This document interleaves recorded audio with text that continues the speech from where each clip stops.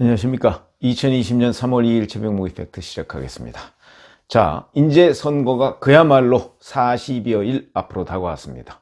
그런데 결국은 윤석열 검찰총장이 자꾸 여기저기에 등장합니다. 잘 아시다시피 윤석열 검찰총장은 그러니까 청와대 선거 개입 의혹 사건, 이 사건에 대한 수사를 총선 때까지 중단하라 이렇게 얘기한 적이 있습니다. 그래서 사실은 1월 말에 9명, 최강욱 공직기강 비서관 등 9명을 무더기로 기소를 하고 난 뒤에 지금까지 소강 상태입니다.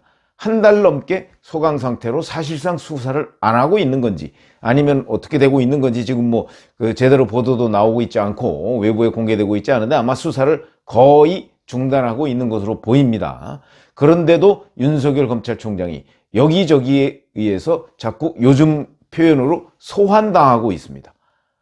그건 여러 가지 이유가 있겠지만 우선 그런 장면들을 좀 살펴보면 그런데 미래통합당이 자꾸 윤석열 검찰총장을 끌어들이는 것이 아니고 오히려 여권이 끌어들입니다. 그거는 여권의 욕심에 의해서 그렇게 끌어들이는데 첫 번째, 윤석열 검찰총장과 관련 있는 사람들을 자꾸 총선에 공천을 합니다. 그 첫 번째가 노무현 대통령의 사위인 곽상원 변호사입니다. 잘 아시지만 충북 보은옥청 영동 괴산 여기에 경선에 붙였습니다. 경선에 붙여서 근데 곽상원 변호사가 누구냐면 2003년에 노무현 대통령 딸 노정연 씨하고 결혼을 했죠. 근데 노정연 씨 잘 아시죠? 윤석열 검찰총장이 대검의 중앙수사 1과장인 시절에 2012년이죠. 박연차 게이트 사건과 관련해서 불법 송금 혐의로 불구속 기소가 돼서 이때 집행유예를 선고받은 적이 있습니다. 그때 곽상원 변호사가 바로 자기 부인이니까요. 노정연 씨를 변호했다. 그렇기 때문에 윤석열 검찰총장과 악연이 있을 수밖에 없다. 그런데 이런 사람을 공천을 하게 됐다. 이제 그런 게 우선 윤석열 검찰총장을 소환한 첫 번째 이유가 되고요. 그 다음에 또 청와대 선거 개입 의혹 사건과 관련해서 한병도 전 청와대 정무수석 이 사람도 전북 익산을에 공천이 됐는데 최근에 울산시장 선거 개입 의혹 사건으로 제가 아까 말씀드린 대로 바로 불구속 기소가 됐는데 이건 공직선거법 위반 혐의입니다. 만약에 이 형이 확정이 되면 만약에 당선이 된다 할지라도 그래도 당선될 가능성이 높겠죠. 전라북도 익산을이니까. 그러나 당선이 됐다 할지라도 배지가 떨어지는 이런 상황인데도 공천을 했다. 물론 경선을 거쳤습니다만은 그러니까 경선에 붙여준 것이 곧 윤석열 검찰총장과의 악연이 있는 사람을 경선에 붙여줌으로써 윤석열 검찰총장을 생각나게 했다 이런 얘기죠. 또 하나 아주 결정적인 이유가 황운하 전 울산지방경찰청장인데 아직 경선을 하진 않았습니다만 경선이 역시 예정돼 있습니다. 그러니까 논란이 벌어지고 있는 지역구에 이런 사람들을 경선에 붙임으로써 윤석열 검찰총장을 불러왔다. 그럼 그 다음에 송병기 전 울산시 경제부시장은 경선에 붙였는데 이거 당에서 허용한 건 아니죠. 그런데 경선에서 패배해서 일단 그 경우에는 좀 예외로 하겠습니다. 또 하나는 바로 박원순 서울시장인데요. 지금 문제되는 신천지 이만희 총회장을 체포하라 이런 식으로 촉구를 했고요. 바로 1일 어저께 페이스북에서 바이러스 진원지의 책임자인 이 총회장을 체포하는 것이 지금 검찰이 해야 될 입장이다 이렇게 얘기했습니다. 그러면서 신천지교회 지도부를 살인 등의 혐의로 검찰에 고발했습니다. 이때 고발한 사람이 바로 이만희 총회장하고 12개 지파, 그러니까 분회 이런 것이죠. 지파장.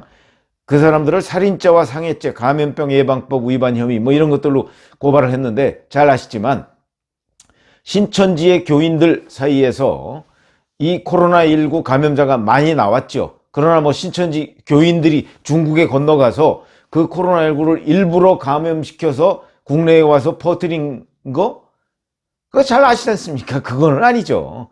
그 사람들은 오로지 그냥 자기네들의 종교 활동을 위해서 중국도 갔다가 한국도 갔다가 이렇게 했는데 그 와중에 자기들도 모르는 사이에 감염이 됐고 그 다음에 국내에 와서도 대구 신천지 교회에서 모여서 예배를 했는데 그것이 전파의 하나의 계기가 된 것.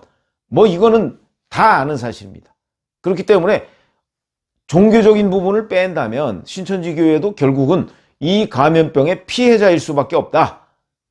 그런데 이게 이제 지금 종교적으로는 지금 신천지교회 대구지회에서 계속해서 나오기 때문에 야 결국은 신천지교회가 전파에 큰 역할을 한 것 아니냐 한 것까지는 틀림없죠. 그러나 그걸 일부러 그러지는 않은 것은 뭐 우리가 명백히 아는 것 아니겠습니까? 어차피 이 발원지는 우한입니다.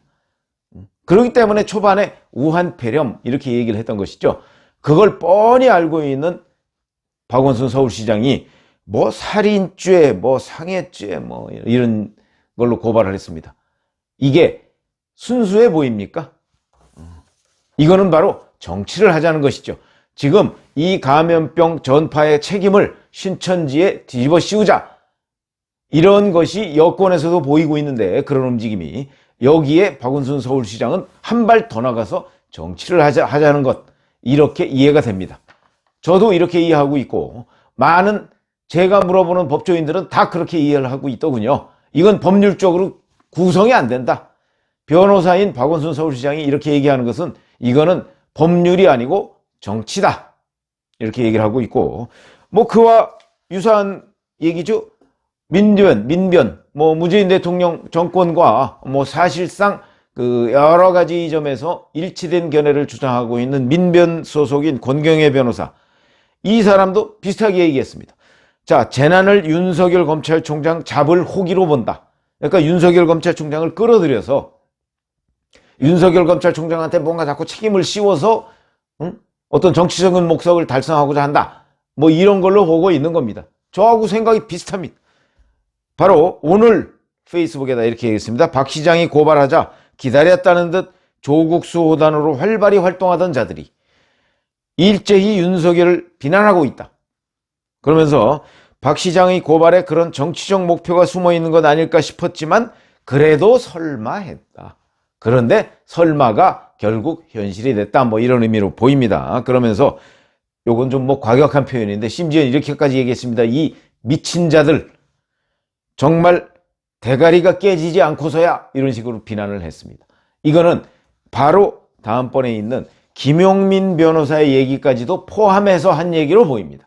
김용민 변호사, 뭐 김용민 씨 이름이 워낙 여러 군데 나오니까 그런데 김용민 변호사가 누구냐면 민주당이 경기 남양주 병에 여기는 미래통합당의 주광덕 의원이 현역인 지역구죠.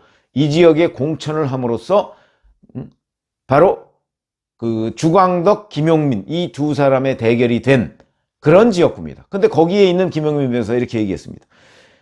여기도 오늘 페이스북에 올린 거죠. 정치적 이슈에는 최고 권력자처럼 굴던 검찰이 이만희 신천지 회장 수사에는 미온적이다. 그러면서 윤석열 검찰총장을 비난했습니다.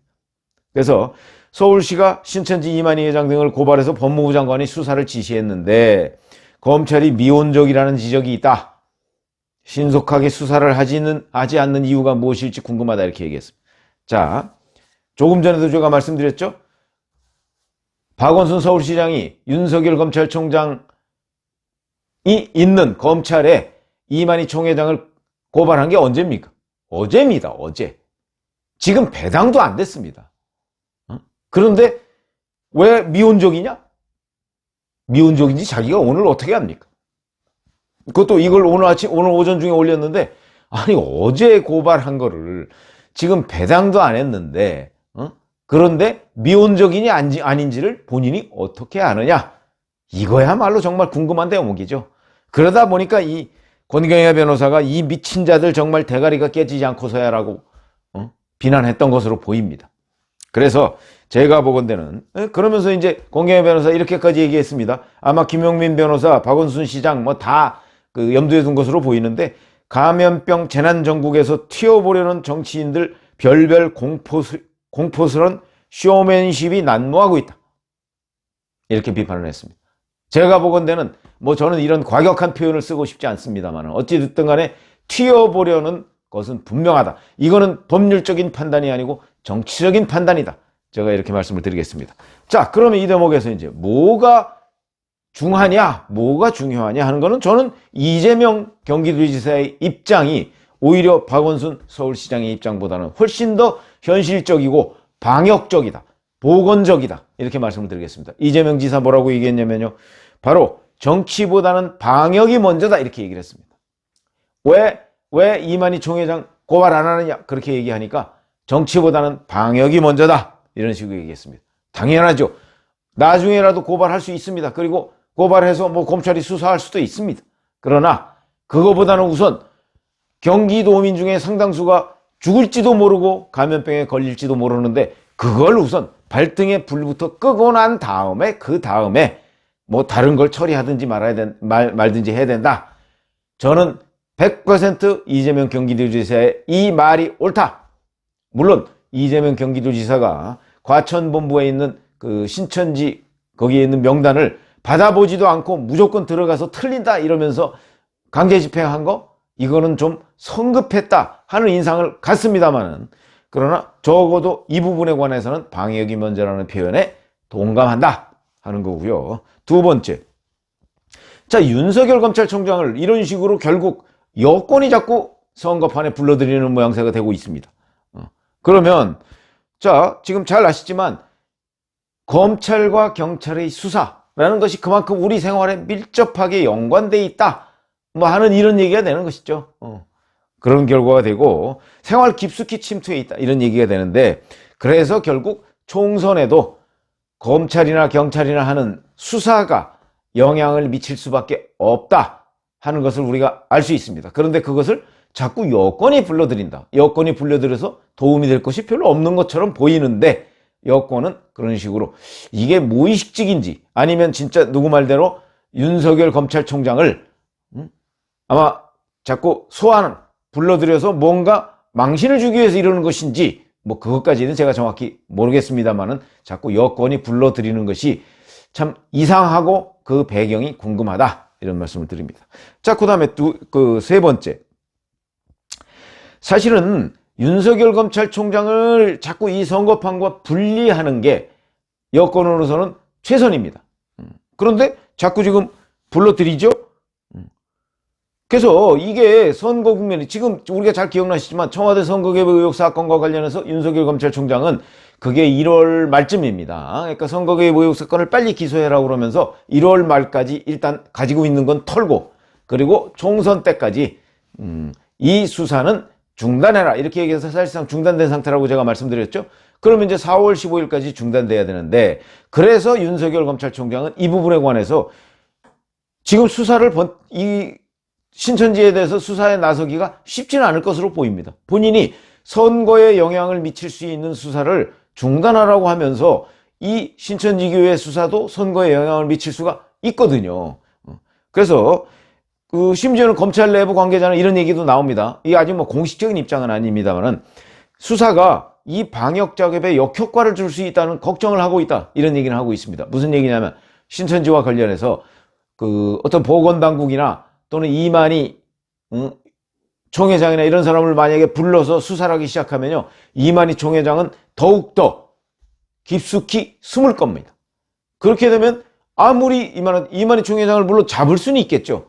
검찰이 여기저기 수소문하고 그래서 잡을 수는 있겠지만 아마 어찌 보면 이만희 총회장뿐만 아니고 신천지 교인들이 훨씬 더 정부의 이런 조치에 대해서 비협조적으로 나올 것이다. 그렇게 되면 방역이 지금보다 더 어려워지는 국면에 들어갈 수 있고요. 그 다음에 잘 아시지만 종교적 영역에서는 이 검찰의 수사 영역과 좀 다른 판단, 다른 결정을 하는 경우가 굉장히 많이 있습니다.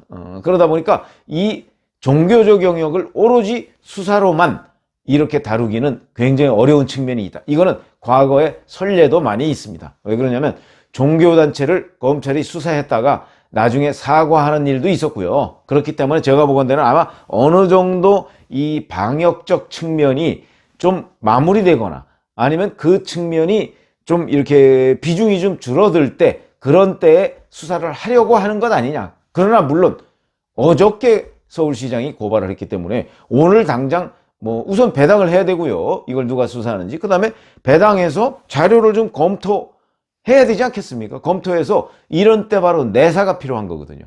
아, 그래? 이게 과연 수사할 거리가 되느냐 안 되느냐. 왜 그러냐면 우선 제가 보기에 살인죄나 상해죄로는 수사가 안 될 것 같고요. 왜냐면 전피연이라는 데서 이만희 총회장의 신천지한테서 피해를 받은 사람들이 또 고발한 게 있습니다. 그거는 횡령 혐의로 이만희 총회장을 고발했는데 그것은 혹시 모르겠다. 왜 그러냐면 그 횡령 혐의와 관련해서 사실은 작년에 이미 경찰의 조사를 한번 받은 적이 있습니다. 그래서 그것도 좀 애매합니다.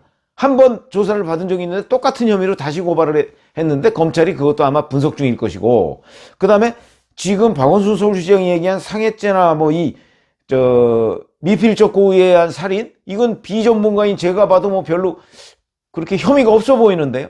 이렇게 되면 이거는 뭐 수사에 착수 안 할 수도 있겠다, 못 할 수도 있겠다. 혐의 없는 생사람 잡을 수는 없는 거 아니겠습니까? 그래서 이런 것들에 대한 검토하는 시간이 필요하다. 근데 지금 성급하게 뭐 수사에 미온적이다 어쩌고, 이거는 법률적인 판단이 아니고 정치적인 판단이다, 이렇게 얘기를 하고요. 그런데 여권이 자꾸 이런 식으로 윤석열 검찰청장을 이 선거판에 끌어들이려고 하고 있는데, 그게 뭐 자기들끼리 끌어들이는 게 유리하다고 생각을 했는지는 모르겠으나 제가 보건대는 이렇게 될 경우 여권에 불리하게 될 것입니다. 왜 그러냐면 윤석열 검찰총장 끌어들이면 자꾸 추미애 법무부 장관 생각나죠? 조국 전 법무부 장관 생각납니다. 그게 여권에 유리할 리가 있겠습니까? 참, 정치 부기자를 오래 해본 저 같은 사람은 도저히 이해 못하는 여권의 이 속내, 이 부분에 대해서 궁금하다 하는 대목으로 대신하겠습니다.